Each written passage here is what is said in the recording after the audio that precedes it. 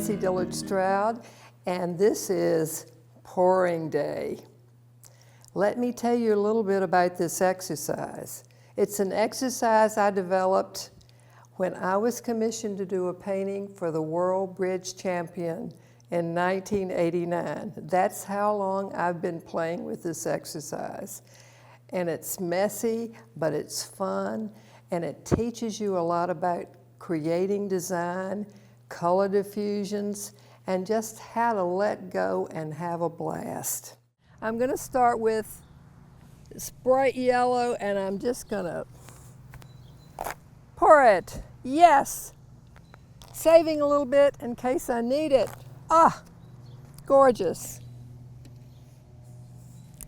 Let's do a little brilliant rose. Yes, yes, yes, yes, yes. Whee!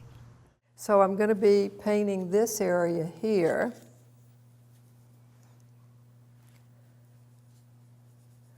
And glazing, and what is a glaze? A glaze is a transparent wash that is applied to bone dry paper.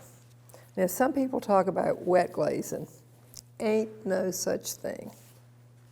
Here we go. All right.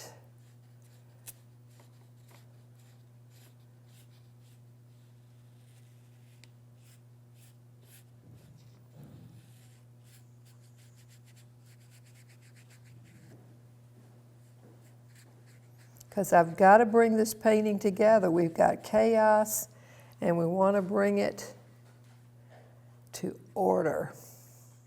So I'm going to start by delineating the mask, just drawing it. And maybe just adding designs with my brush.